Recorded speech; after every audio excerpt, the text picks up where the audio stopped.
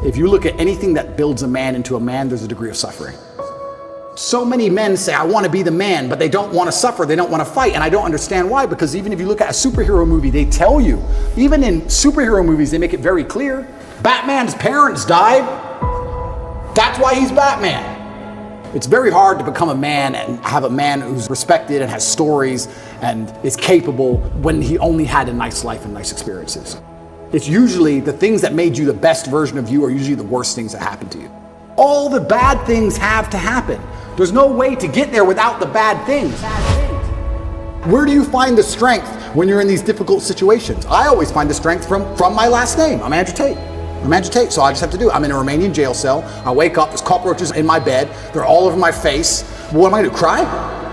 Am I gonna go and sign a piece of paper and say I'm guilty? I'm gonna sell my brother out? No, I'm gonna take the cockroaches off my mouth. I'm gonna do some push-ups, because I'm Andrew Tate. When shit really gets hard, honor and courage and bravery and your last name is all you've ever had. Especially with men, none of them are bestowed with the things that the masculine essence needs to be a good man. You need pride, you need honor. Matrix Media, they say, why did you get so big?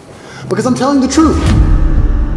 I'm telling the truth, which every man knows is intrinsically true in his heart, because God has instilled him with a basic degree of morality of right and wrong. I'm saying things to a 17-year-old boy and he's going, he makes sense. I get it. Everything I was told so far just didn't quite click, but this does. And that's what they're so scared of. I was talking about this the other day. I was talking about how I have a pet peeve, and one of my pet peeves is painkillers. And I was being typical me, and I was going over the top. And I was discussing with this guy. This guy said, have you got any aspirin? I said, there's no aspirin in my house. And he said, why? I said, brother, you are not facing 1% of the life difficulties I am facing. Think about it. No government's trying to lock you up. The Matrix isn't after you. They're not trying to frame you. Nobody wants you dead. When God finally gives you a tiny headache, to give you something to show you're half a man, a little bit of resilience, you pussy out and take an aspirin. Can't you just have a headache? Just have a headache. And not only just have a headache and don't mention it, because I don't care. So don't even talk about it. Nobody needs to know. What do you want? Do you want therapy? You want sympathy? Nobody cares you have a headache. Shut up. Like nearly any problem on earth, whether it's men's mental health, whether it's women's mental health, no matter what it is, whether it's crime, no matter what it is, how do you fix the problem? By building men of caliber, by building men of capability and status and honor and dignity, and by building men of ability to be good standing citizens who are respected by their peers. All of it comes back to improving men. All of it. Every single problem you can possibly name, it comes back to building strong men of capability who are respected. That's all. It's the baseline of humanity. Men always has been the baseline of humanity. And that's why nearly every problem we can name, all of them are in a direct negative correlation with masculinity. As masculinity plummets, all this garbage is going up through the roof. Is that a coincidence? Absolutely not, really not. You can literally see it with a graph, and you can see it happening. Saving the way men think and operate, growing a new generation of men who understand they have duty to themselves, their last name, and God, literally saves the world. All of it. Women respect men who stick by their principles and their beliefs, and the principles and beliefs of a man are always to do what he is supposed to do regardless of how he feels. You must train when you don't feel like training. You must protect when you don't feel like protecting. You must be a good man. And when you're actually a truly good man and a high value man, this is something I absolutely realized in jail.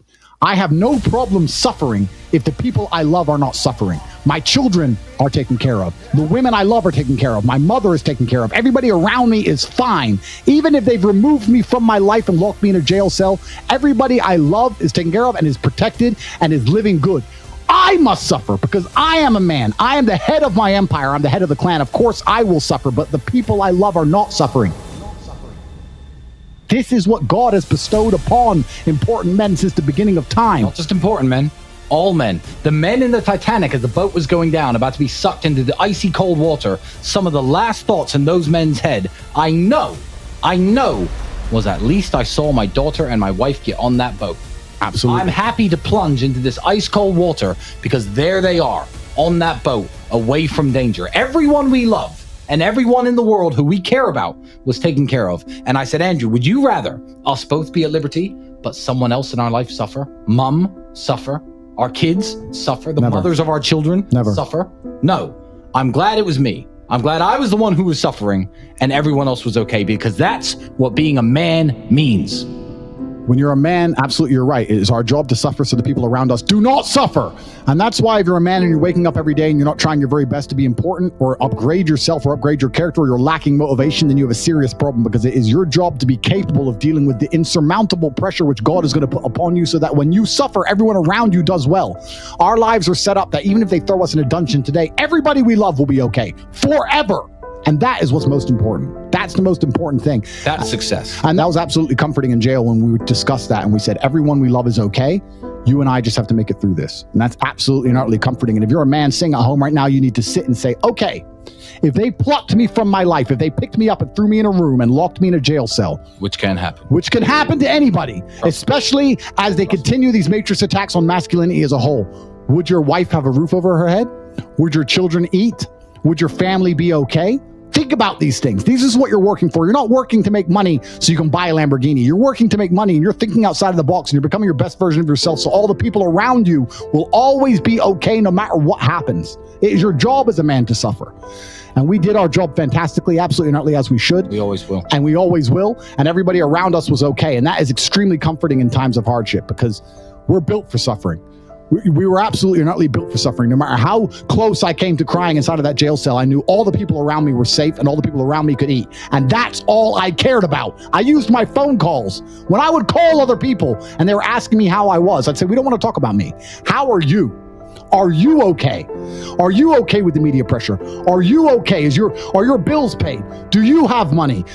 Can you eat? I'm in a jail cell in Romania. I'm making sure that everyone I love is okay. I don't need them to sit and worry about me. I worry about them. I sat in a jail cell making sure I could fix the problems for the people I love outside in the free world from a dungeon. That is what a man does. And you must prepare and set up your life for that. You must be prepared to be plucked from life. And understand that everybody around you who once relied on you will still be relying on you, even when you sit in that jail cell.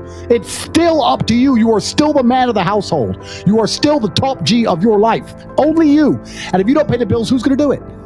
Your wife's just going to what? Go get a job, get like 5 jobs and raise your kids? How's she going to do that?